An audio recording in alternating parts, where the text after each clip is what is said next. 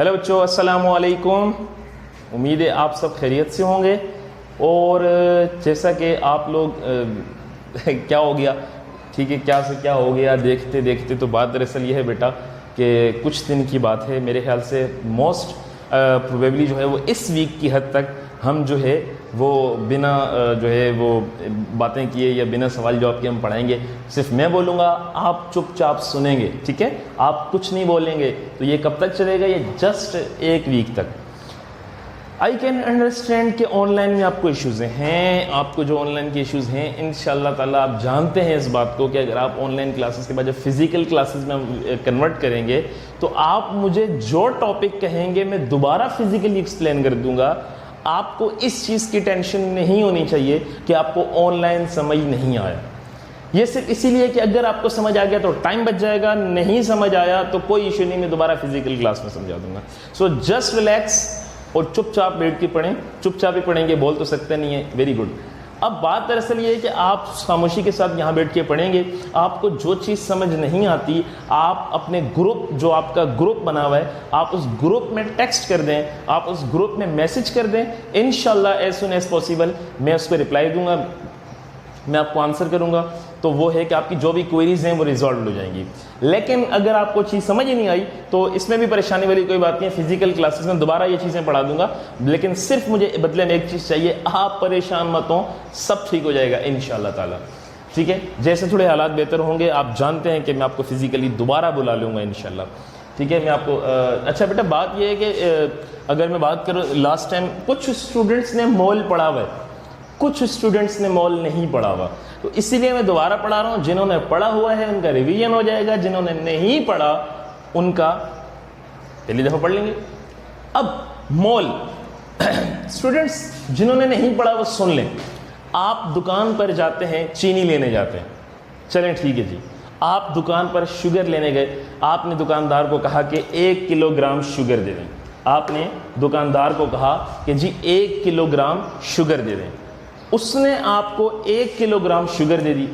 अब उस 1 kilogram sugar लेने के बाद आप कहते हैं जी इसमें किलो का है, ये तो चीनी है, किलो का है। तो वो आपको कहेगा किलोग्राम जो है वो एक क्वांटिटी है, वो चीज़ नहीं है, यानी एक यूनिट है जो कि मेजरमेंट है, नाप तोल। तो आप कहेंगे नहीं मुझे किलोग्राम दिखाओ, तो कहेगा सर किलोग्राम आपको नहीं दिखा सकते, किलोग्राम एक क्वांटिटी है, एक यूनिट है मेजरमेंट का, असल चीज चीनी है। आप दोबारा बोलेंगे तो रख के आपको एक चमाट मार देगा, वो तंग हो जाएगा ना, क्यों तंग कर रहे हैं, क्यों भगा रहे हैं आप इसको। इसी तरह आप कहीं पे पानी लेते हैं, 1 लीटर पानी, तो आप कहते हैं जी लीटर दिखाओ, बोलेगा ये लीटर है, बोलेगा ये तो पानी, आप मुझे लीटर दिखाओ। तो ये कोई आपको नहीं लग रहा कि समथिंग लाइक के जो है इंतहाई गलत बात हो जाएगी कि ये कैसी मतलब पागलपन है। तो स्टूडेंट्स दरअसल बात ये है कि मैं ये बातें आपसे क्यों कर रहा था कि मैं आपको कॉन्सेप्ट देना चाहता था कि जो इस अमाउंट ऑफ सब्सटेंस होता है, जो क्वांटिटी होती है, वो खुद कुछ नहीं होती। दरअसल वो जस्ट एक क्वांटिटी, जैसे किलोग्राम एक क्वांटिटी, एक मेजरमेंट का यूनिट है, लीटर एक क्वांटिटी है पानी की मेजरमेंट का यूनिट है। इसी तरह वो फिजिकली खुद कुछ नहीं है। सिमिलरली मोल, सिमिलरली कुछ भी नहीं है। लेट्स सपोज कि मैं एक एटम तो नहीं तोल सकता ना, यानी कि मैं आपसे अगर बात करूं कि मैं एक एटम की मेजरमेंट या एक एटम की, तो आपको पता है कि वो बहुत जैसे एटॉमिक मास में हमने डिस्कस किया था कि एटम बहुत छोटा होता है, इसमें ये डिफिकल्टीज आती हैं। तो क्लास फर्ज करते हैं हमारे पास ये 10 एटम है, फर्ज करते हैं हमारे पास ये 10 एटम है, 1 2 3 4 5 6 7 8 9 10, ये 10 एटम है। मैं कहता हूं, अगर मैं केमिस्ट्री का साइंटिस्ट हूं इनिशियल स्टेज, ये सिर्फ आपको समझाने के लिए बता रहा हूं ताकि आपको मॉल का कंसेप्ट क्लियर हो जाए। ये बहुत इनिशियल लेवल पे, ट्रस्ट में, ये 9th के बच्चों को ये चीज़ बताई जाती है। स्टूडेंट्स मोल जो है ना, मोल, अब ये जो मोल है ये क्या है? मैं कहता, अगर मैं कहता कि अगर आप 10 एटम ले लें, अगर मैं आपसे कहता कि आप 10 एटम ले लें, 10 एटम 1 मोल के बराबर हैं, तो ये देखें आप, इस वक्त मेरे पास ये एक, लेट सपोज एक बीकर है, इसमें 1 2 3 4 5 6 7 8 9 10, ये मेरे पास 10 एटम है इस वक्त। और अगर मैं कहूँगा ये 10 एटम है और मैं फर्ज करूँ और मैं एक रूल पास करवा दूं, लॉ दे दूं कि भाई जो एक मोल होता है उसके अंदर 10 एटम होते हैं। अगर फर्ज करें, ये ऐसा होता नहीं है, पिटवा नहीं देना। तो बात दरअसल ये है कि अगर ये 10 एटम मैं कहूं कि ये एक मोल है, तो उस वक्त अगर मुझसे, और ये जो एक मोल है ये सोडियम का एटम है, बिलफर्ज अगर ये सोडियम का एटम है, आप मेरे पास आते हैं और आप मुझसे कहते हैं सर ये आपके हाथ में कितना सोडियम है, तो मैं नहीं कहूंगा 10 एटम, आई विल से बेटा इट्स 1 मोल ऑफ सोडियम।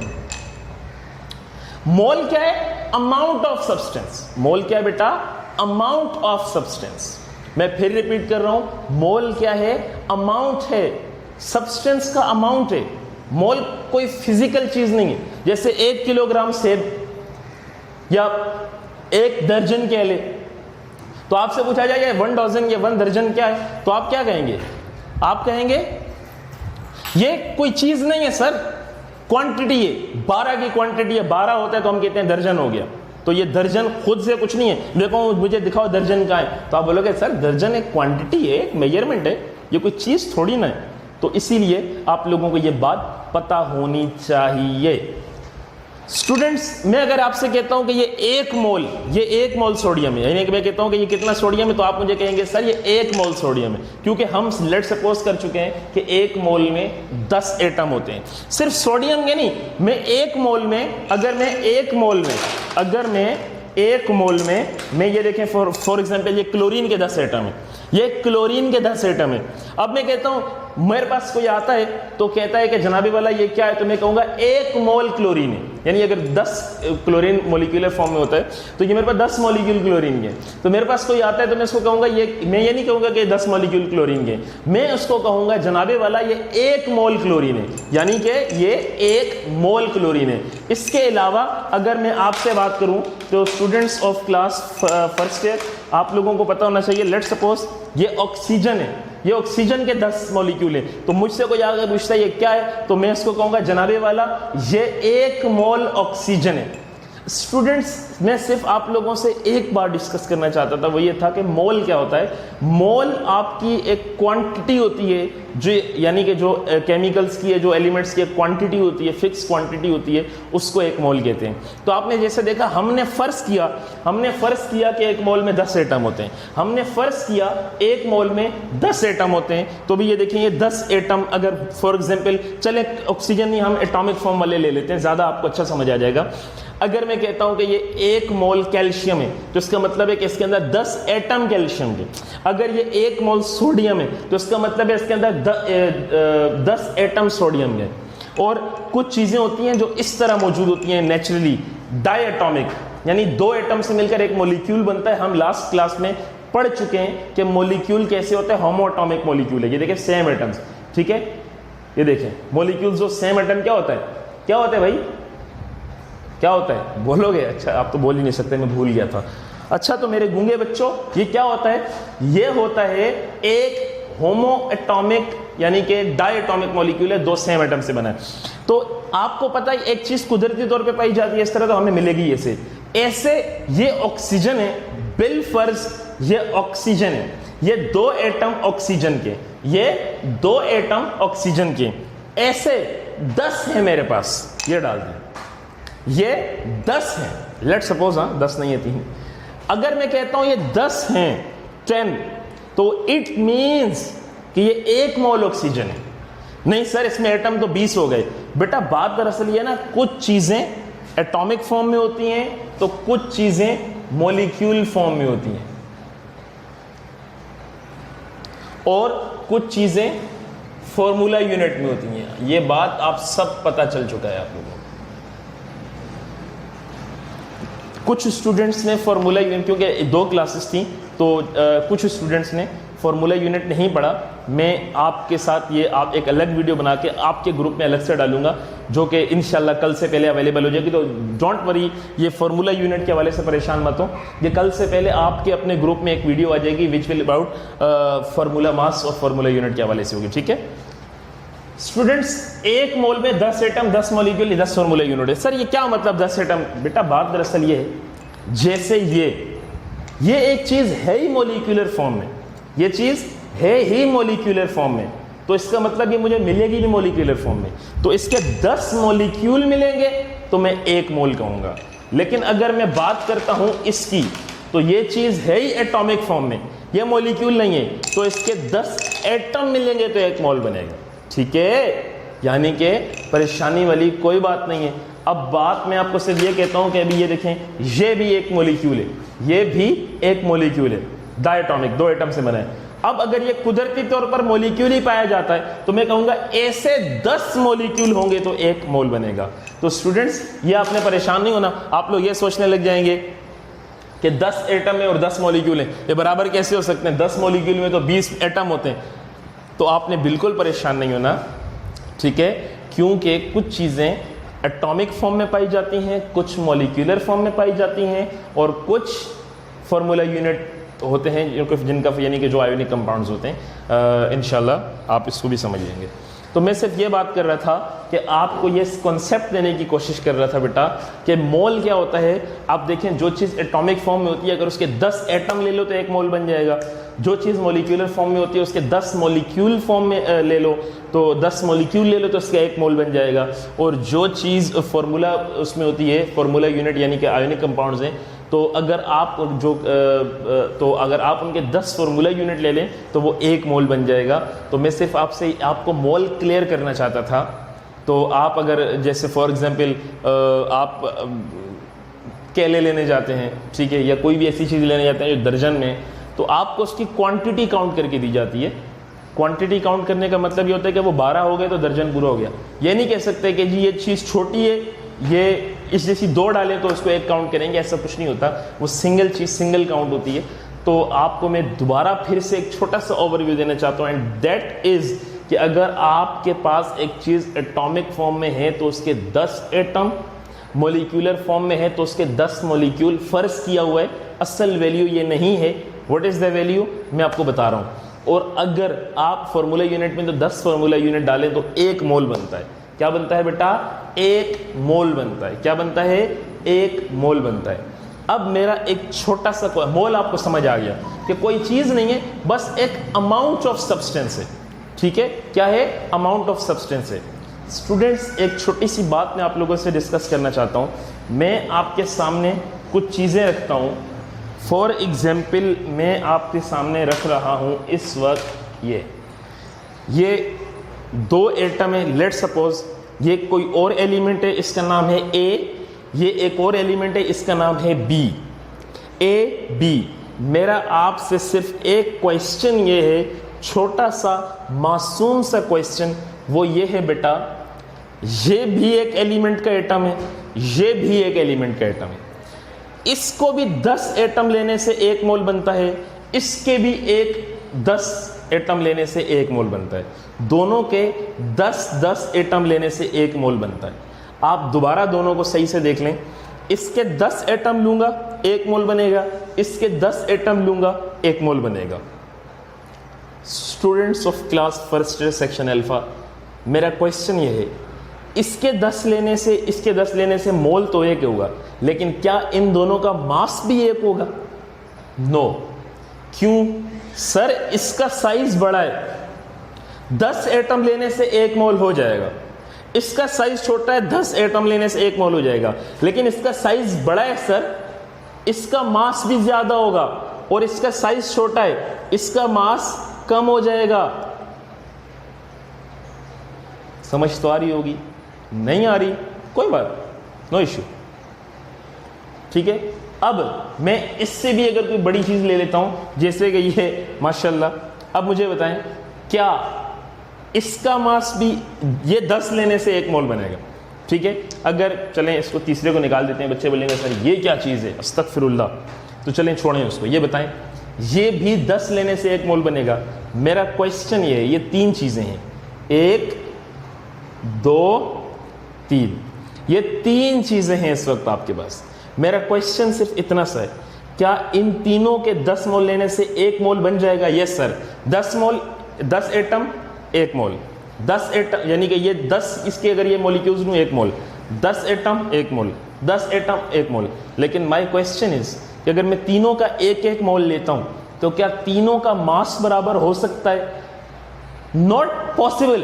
कैसे? ओ भाई इसका मास ज़्यादा होगा क्योंकि ये 2 एटम्स हैं, मॉलिक्यूल की फॉर्म में है भी साइज भी बड़ा है, ये इसका मास इससे थोड़ा कम होगा लेकिन इससे तो ज़्यादा होगा ना। यानी कि फॉर एग्जांपल मैं आपको ये कहता हूँ कि ये जी ये मैंने 10 एटम डाल के 1 मोल ले लिया, फिर मैं कहता हूँ जी ये मैंने 10 एटम डाल के 1 मोल ले लिया, फिर मैं कहता हूँ ये मैंने 10 एटम डालकर 1 मोल ले लिया। तो इसका मतलब ये है कि डिफरेंट साइज है, डिफरेंट एटम्स हैं, तो क्या इनका मास भी सेम हो सकता है?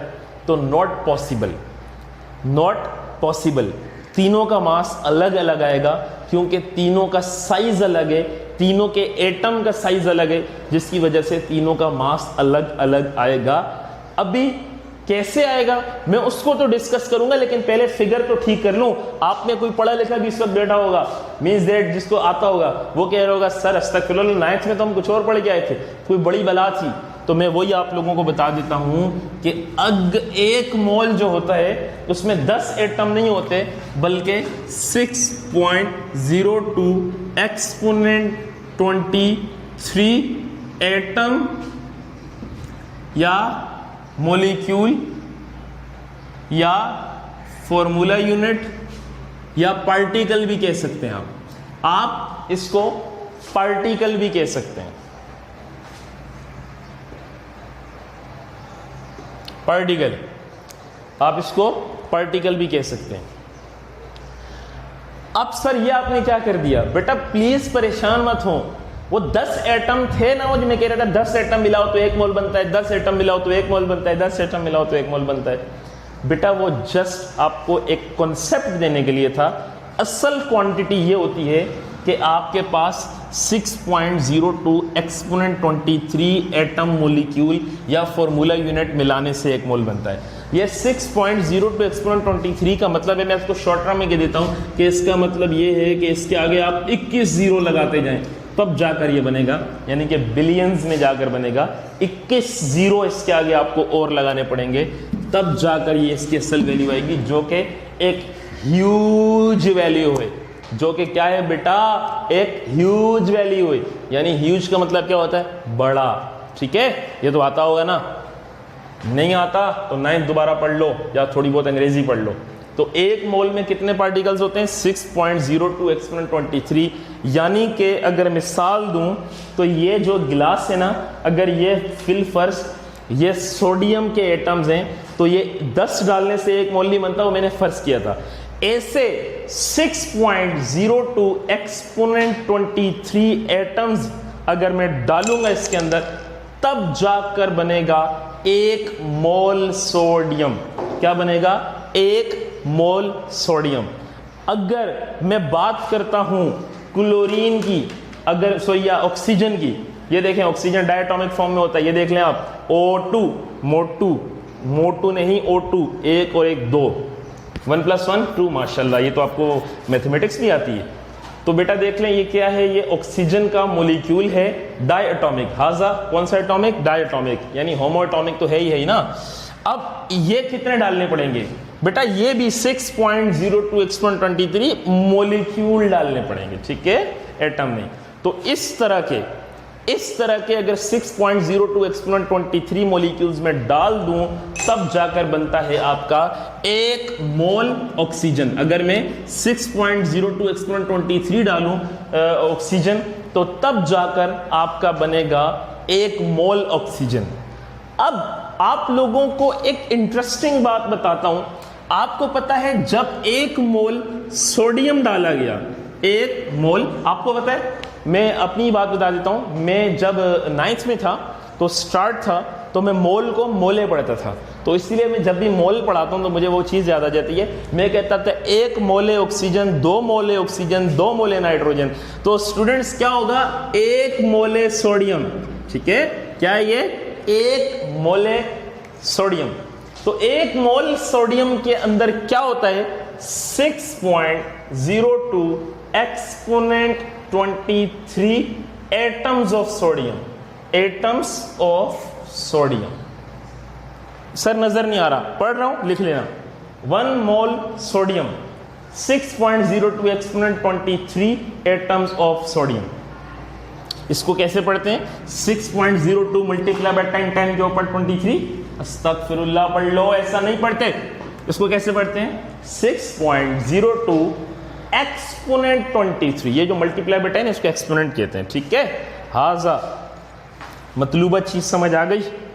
अब इसके बाद मैं लेता हूं 1 मोल क्या लूं? अच्छा ठीक है, मैग्नीशियम ना, चलो ठीक है, आवाज आ गई थी मुझे आपकी, थैंक यू।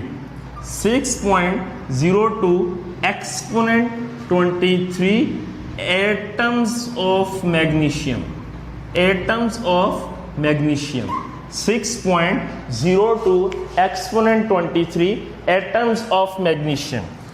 अगर मैं लूं 1 मोल ऑफ ऑक्सीजन O2, जिसके बगैर हम जिंदा नहीं रह सकते, मैं ऑक्सीजन की बात कर रहा हूं, तो 1 मोल ऑफ ऑक्सीजन में 6.02 एक्सपोनेंट 23 क्या एटम्स? अस्तगफिरुल्लाह पढ़ लो, मॉलिक्यूल्स ऑफ ऑक्सीजन। क्या है बेटा? Molecules of oxygen.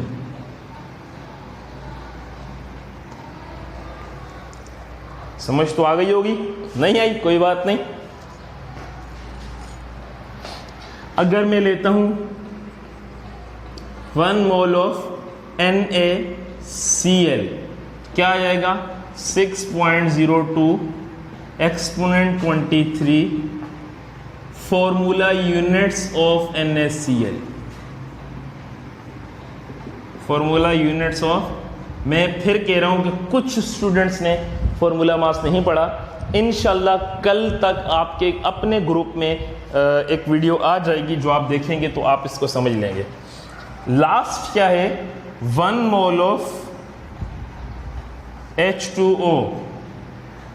कसम से किसी को कुछ पता हो या ना हो ना, H2O का पता होता है कि यह पानी होता है, ठीक है। बचपन से ही की तो चीज पढ़ी है कि H2O को पानी कहते हैं। 6.02 एक्सपोनेंट 23 मॉलिक्यूल्स ऑफ पानी। 6.02 एक्सपोनेंट 23 मॉलिक्यूल्स ऑफ पानी। स्टूडेंट्स, ये सब बातें तो आपको समझ आ गई होगी कि मोल क्या होता है, एक अमाउंट ऑफ सब्सटेंस होता है। अमाउंट ऑफ सब्सटेंस क्या होता है? अस्तगफिरुल्लाह, ये भी बताना पड़ेगा, ठीक है। तो ये बनाने के लिए, 1 मोल बनाने के लिए आप डिपेंड करते हैं कि आपके पास चीज़ क्या है। आपको पता है सोडियम एटॉमिक फॉर्म में आता है, तो इसीलिए इसके 6.02 एक्सपोनेंट 23 एटम्स मिला हो तो सोडियम। अगर 6.02 एक्सपोनेंट 23 मैग्नीशियम एटम्स मिला हो तो 1 मोल मैग्नीशियम। ऑक्सीजन डाइवेलेंट है क्योंकि ये गैस है, तो इससे यानी कि ज़रूरी नहीं है गैस हो तो डाइवेलेंट हो, लेकिन फिर भी अगर ये आप देखें ये डाइवेलेंट मॉलिक्यूल है, तो 6.02 एक्सपोनेंट 23 मॉलिक्यूल्स ऑफ ऑक्सीजन, ये फार्मूला यूनिट है। 1 मोल ऑफ NaCl में 6.02 exponent 23 formula units of NaCl। 1 mole of H2O में 6.02 एक्सपोनेंट 23 मॉलिक्यूल्स ऑफ वाटर। आपको अभी मैं हैरान करने वाली, परेशान करने वाली एक बात बताऊंगा। मैं पहले आपको हैरान करूंगा, फिर आपको मैं परेशान करूंगा। हैरान मैं इस बात पे करूंगा, चलें परेशानी को आज रहने देते हैं, ऑनलाइन है, ज़्यादा परेशान नहीं करना चाहता, इसीलिए मैं कोई क्रिटिकल क्वेश्चन या MCQs भी नहीं कर रहा आपसे कि आप घरों में बैठ के परेशान हो जाएंगे। तो पहले ही सुख चैन नींद सब उड़ा हुआ है। सर ऐसा तो कुछ नहीं है, वो मुझे पता है, आप लोगों को कोई फिक्र नहीं है, लेकिन खैर होनी चाहिए। तो आप लोगों को मैं हैरान ज़रूर कर देता हूँ, ठीक है। वो तो मैं करता ही हूँ, आप जानते हैं क्लास के अंदर।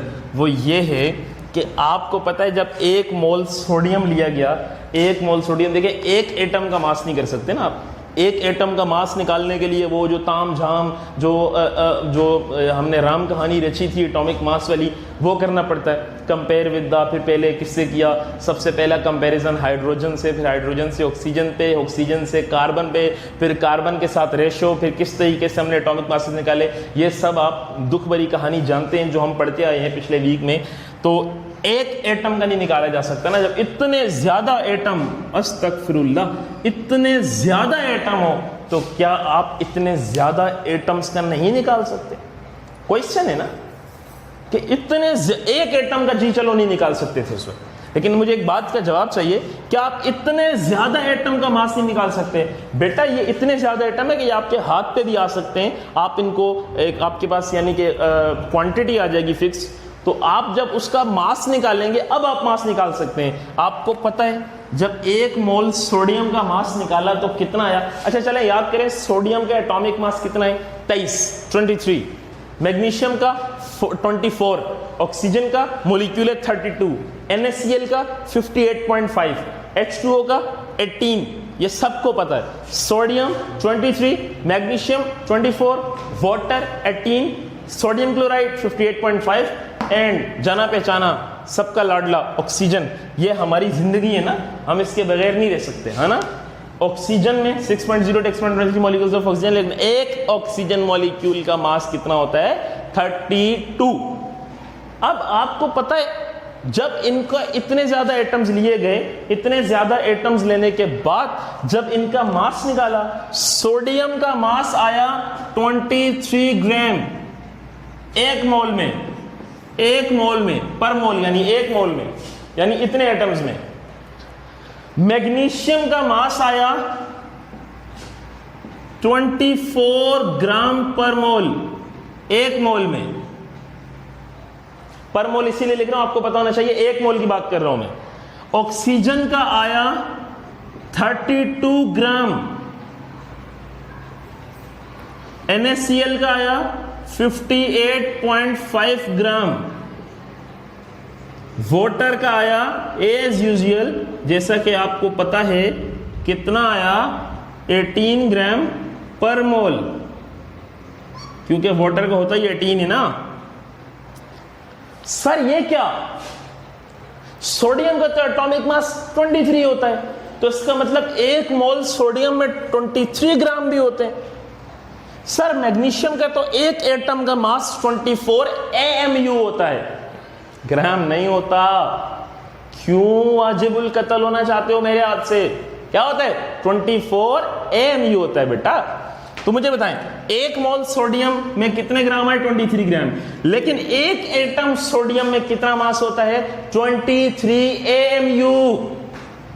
कितना होता है? 23 AMU। मैग्नीशियम में एटॉमिक मास कितना होता है? एक एटम का एटॉमिक मास जब कहूं तो प्लीज मान लिया करें, एटॉमिक मास की डेफिनेशन क्या है बताओ जरा।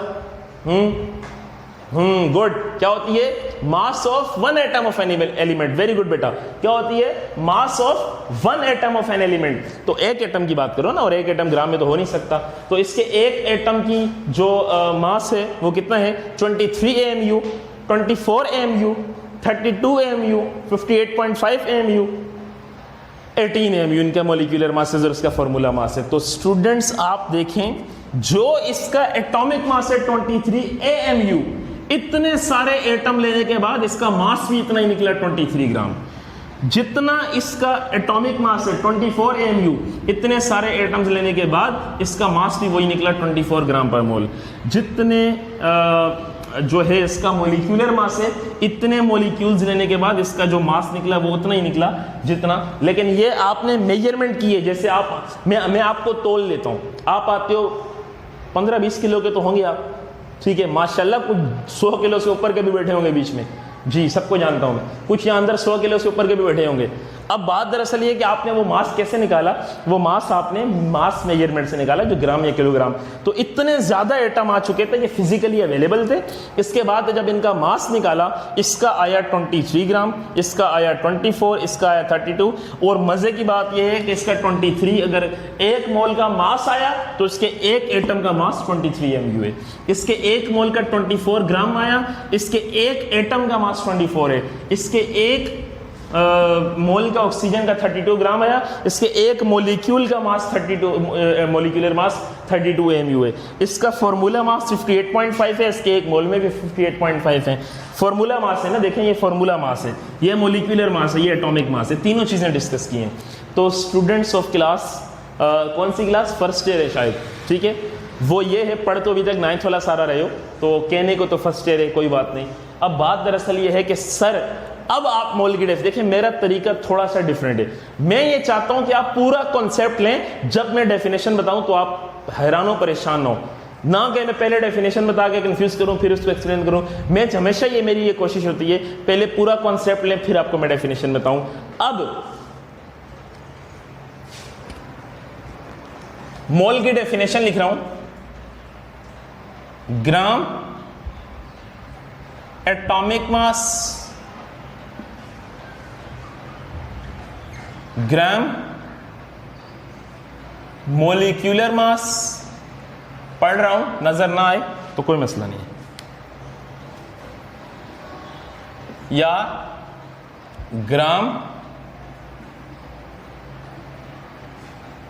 Formula mass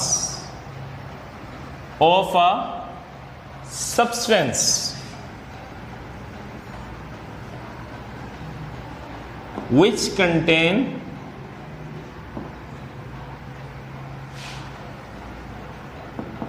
(6.02 exponent 23 particles।